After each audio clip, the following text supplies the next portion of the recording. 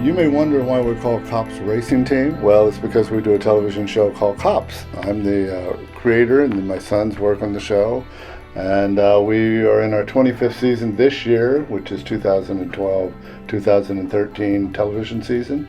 So that's who sponsors our show, which is to say we sponsor our own racing team. Racing together hasn't brought us closer together. It's probably torn us apart. We argue a lot more now. Because this one and I were in the car together in the Baja 1000 in 2008, and all we did was argue. He'd say, "Get out of the car," and push the car when it gets stuck. And I'd say, "You get out of the car." That kind of thing. So we don't co-drive with each other. We drive separate legs. We're driving in the Baja 2012 separate legs. I take a leg, he takes a leg, and Morgan takes a leg. And that way we can't argue with one another. Baja races are really the pinnacle of the sport, and that's where everybody wants to go racing if they can.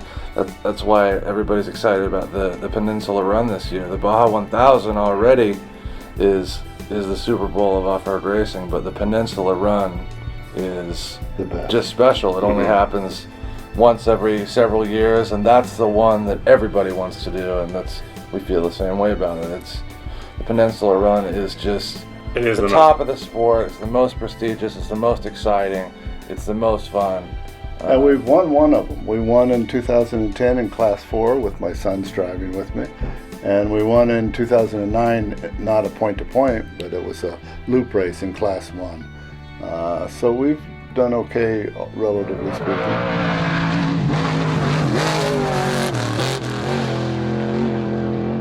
We decided on the starting order. I have the most experience in Class 1.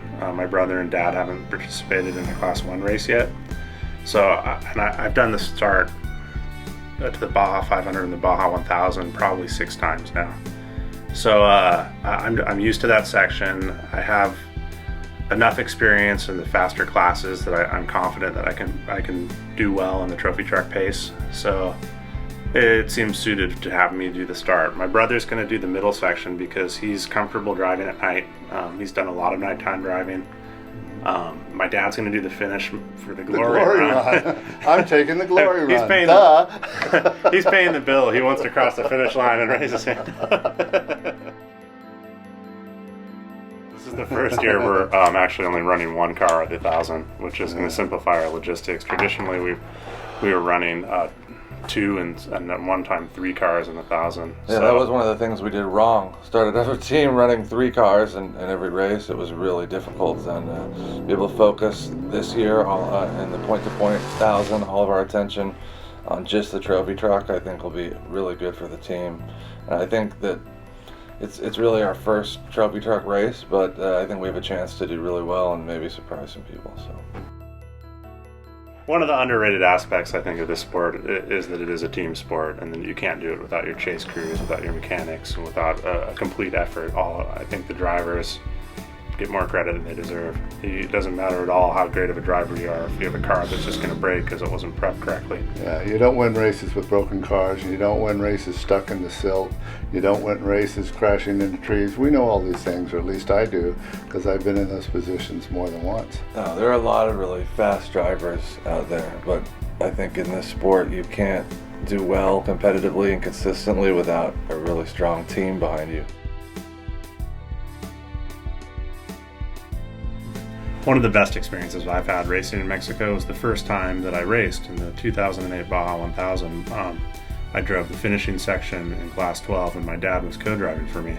And there were 2 lines, and one of them up was a very steep hill, and the other was just around the mountain. And I got a little ambitious and thought we could take the Class 12 car and go straight up the hill. So we got stuck right in the middle of the hill. There must have been a dozen Mexican kids hanging out right by there cheering us on, and when we were stuck, these kids helped us get the car back down the hill backwards and get us unstuck and going again. And I think that sums up the experience of the fans in Mexico. They're out there to help you, and they're out there to have a good time and encourage you.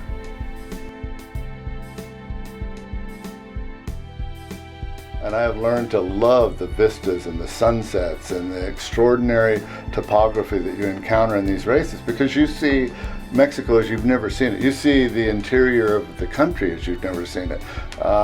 It's extraordinary because you're out there in the wide open spaces with the stars gleaming in the sky, and sometimes you're stuck for a few hours because you may have had a mishap or your car breaks down, but it's an extraordinary experience, and the people are the biggest hearted people on the planet.